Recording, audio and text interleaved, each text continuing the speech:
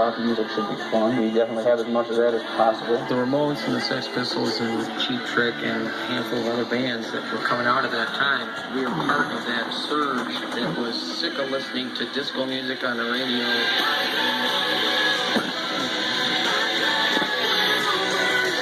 The record label kind of freaked out and thought that we should be toned down and that we should try to make the record sound less wild, I think, and more radio-friendly or something.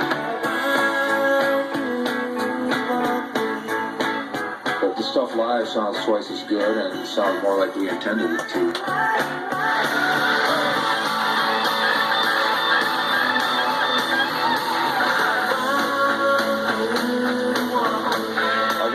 It was a hit in France, it was a hit in Japan, but in the United States, you couldn't get arrested for being song. When Surrender came out on the radio in the States, it received fair airplay of that summer. But in Japan, it was the biggest thing.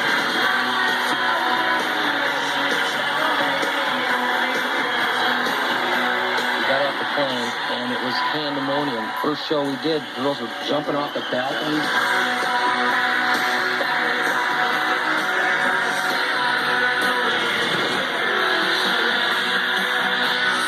Planning to release Budokan, so that was a total fluke.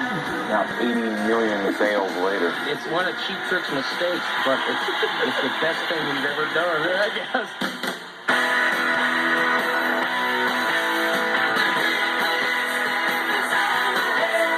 Well, we all have an image in the band. Robin, a guy, good-looking guy, but listen to his voice. He's got a great rock and roll voice. Bunny's a great drummer. He smokes a lot of cigarettes, but he plays like a dude. Tom was the best bass player we ever had. You can't get better than this. Myself, I'm like the antithesis of a lead guitar player. Individually, we're not the ultimate players or anything, but together, we're one of the best.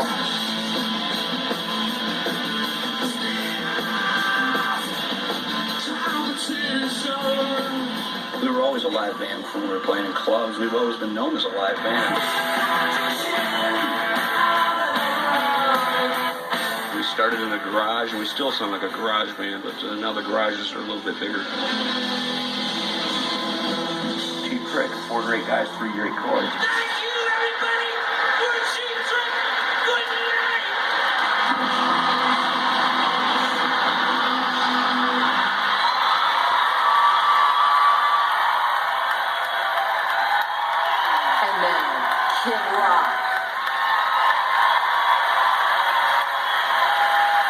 Has anybody been keeping tabs with what the fuck is going on here tonight? Quick recap in my mind. Who knew Lars Ulrich, the fucking drummer from Metallica, was such a great speaker, right? Awesome. You got Ice Cube telling kids to stay in school. And then the drummer from Chicago turns out to be the fucking badass who's like, fuck the establishment, I'll do what I want. As long as we're keeping it real, I'd just like to really quickly address the issue of drugs in America. If you do drugs, kids, there's a good chance you're gonna ruin your life. But there's also a pretty good fucking chance you'll end up in a band and be rich and bang hot chicks and write great songs. So, whatever. Fucking crazy. Alright, here's a little secret about bands. We all think we're great live, right? There's not a band in this room or in the world that doesn't think it's really a live band. You think you can rip the roof off of any room. You think you can make a basement club feel like the Garden. And you think you do it better than anyone else. Then you go and see Cheap Trick.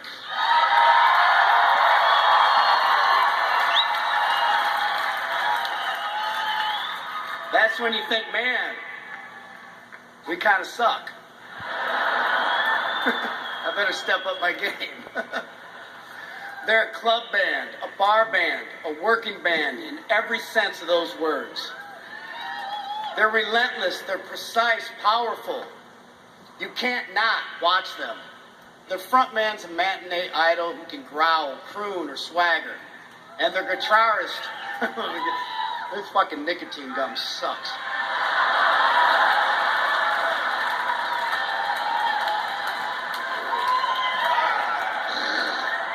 I'm trying. And their guitarist looks like a Bowery boy on acid, but plays as clean and tight as his bow tie. It felt like they were always on stage. Every throwaway gig, every photo, every interview, they worked the room like it was Soldier Field. No studio could do them justice, though. Cheap Trick was so big, so loud, so fast, that it took a live album to capture their fury. Surrender, I Want You to Want Me. These are great songs, but live, they became anthems. It took us a while to figure it out. They were made in the USA, but Japan caught on before we did. A lot of bands say, we're big in Japan, man.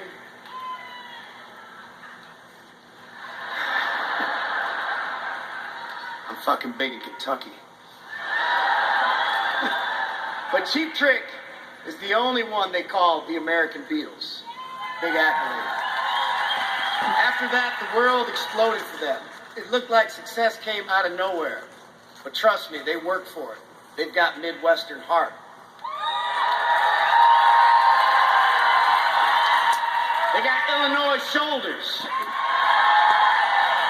That's why today, more than 40 years later, 40 fucking years, and more than 5,000 gigs, they're still going strong. They've been on the ropes. They've been knocked down, but they never stopped. And they're still out there, racking up the miles and playing every show like it's their first. You don't think so? These crazy fucks got 3 more gigs this week.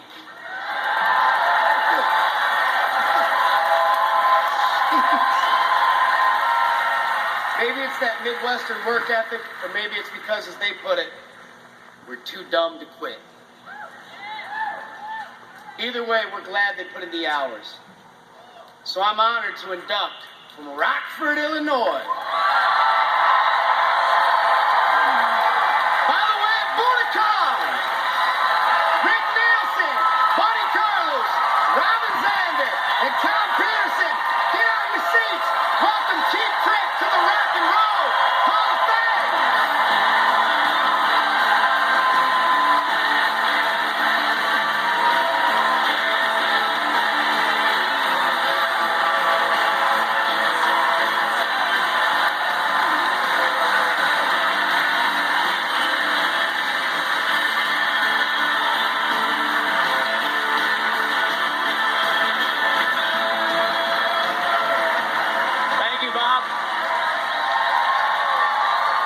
This was such a surprise to all of us, and a real honor for us. You know, we've never won anything before.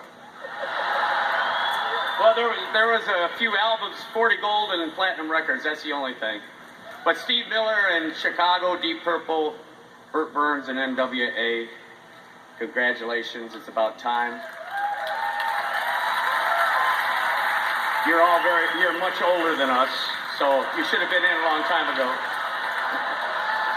And for those of you who don't know, I'm Robin. I'm the one who sings those Cheap Trick songs.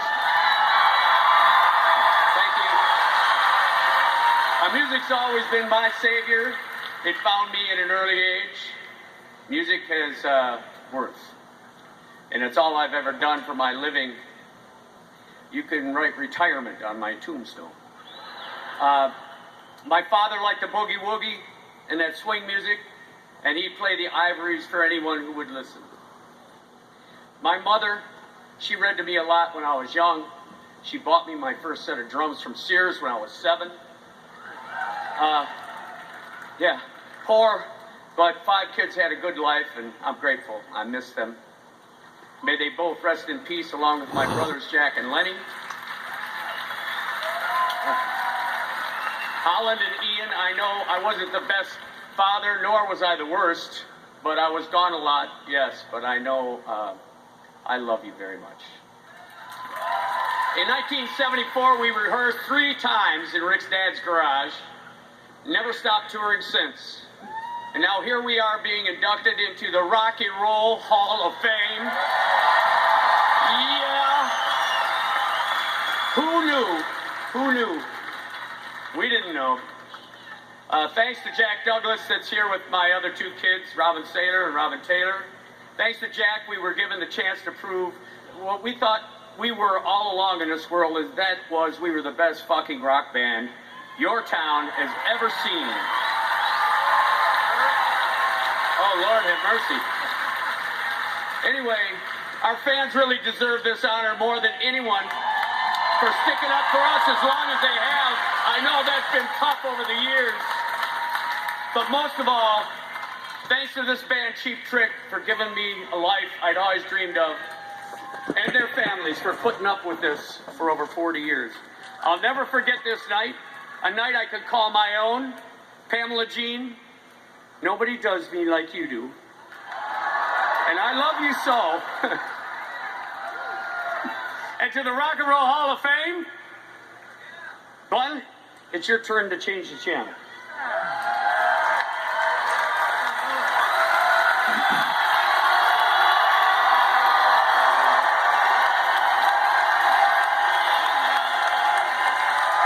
Greetings from Venezuela. Anybody here from Rockford? All right, Rockford. The first time I heard Rick's name was in 4th grade. My older sister Jan was in 6th grade, and she came home from school. She's complaining about a new kid named Nielsen was throwing rocks at her. True. A year and a half later, the Beatles arrived. Soon Rick was gigging with the Grim Reapers. Tom was with the Boll Weevils, and I was with the Pagans. After high school, at junior college, I met a guy named Brian Beebe. He was in a duo with a guy named Robin. Brian and Robin were looking for a band to play some school rec nights. I had a band, so we played Cream, Who, and Beatles songs every Friday night that fall. It was good. 3 more years later, a few more bands later, the 4 guys from Cheap Trick were together. 42 years later, we made it here. It's pretty cool.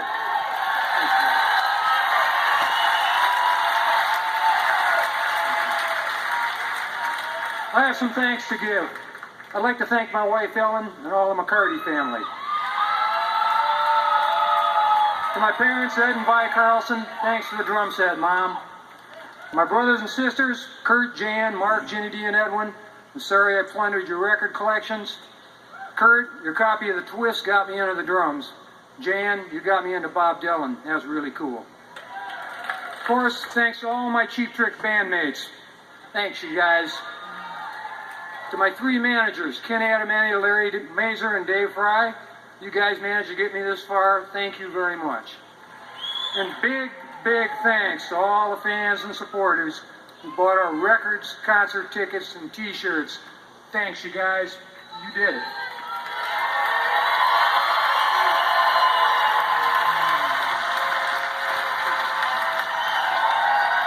Yeah. Well, as a little kid in the 60s, I saw the Beatles on the Jack Parr show, then on the Ed Sullivan show. And I knew that was a world I wanted to be a part of. My parents were raised during the Depression, and they were taught to sacrifice and to conform. My dad wanted to play the violin as a kid, but everybody laughed at him, and it never happened. And despite his not understanding or even approving of the music I loved, he gave me my first guitar at the age of 14. And Rick and I went to London in 1968. Remember that, Rick? Yeah. Okay. We went there to see firsthand the music that inspired us. The Beatles, the Stones, Hendrix, Deep Purple. For a couple of kids from Rockford, Illinois, shopping on Kings Road, going to the Marquee Club, the Roundhouse, it was the coolest thing imaginable. We knew that rock and roll was what we wanted to do, and it inspired us to play our own original music. When we united with Robin and Bunny, we knew we really had something. We rehearsed in Rick's parents' garage and drove endlessly throughout the Midwest in a crummy Pontiac Bonneville with no heat, no air conditioning.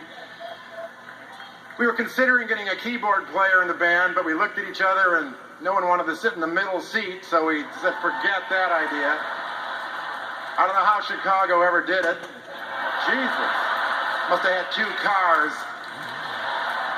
Through the years, our road crew and our fans have kept us going for more than 40 years. My brother Jim, he was our first crew member, and we thank you, Jim, for being here tonight with us. Thank you so much to our tour manager, Carla Dragati. Carla, you kept us on the track and tell us where to go and where to be and what to do for 20 years. Thank you so much to Scott Borchetta, our producer Julian Raymond, Ken Levitan, and Kevin Spellman for believing in us as relevant artists today. My father and mother believed in me against all odds. I want to pass that on to my kids. Thanks to my son, Liam, we have discovered that music can help children who have autism and find their voices. That's right. Music does matter. Music has value. Let's keep rock and roll alive for future generations, making sure people can continue making a living following their creative dreams. Thank you, motherfucker.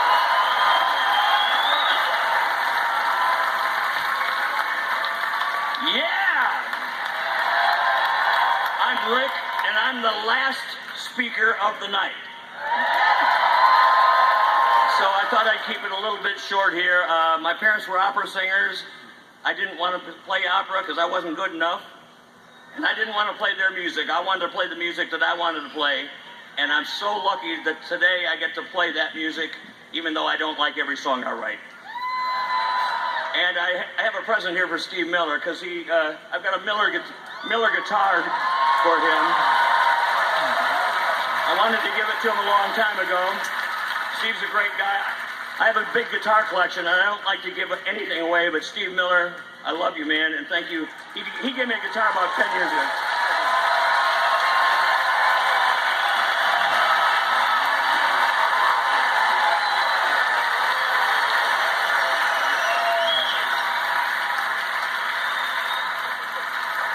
Okay, now get out of here.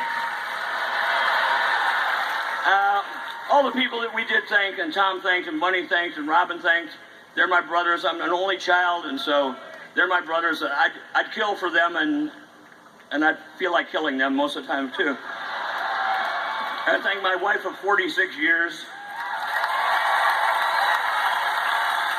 And in the next 2 months, I should be at number 8 and number 9 grandchildren. And thank you for the Rock and Roll Hall of Fame for charging so much that I didn't have to bring them all out here.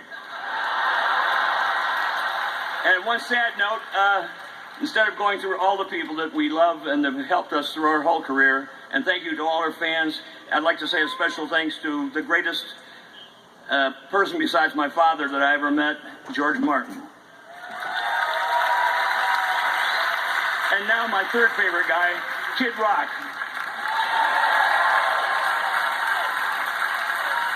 Let's go play!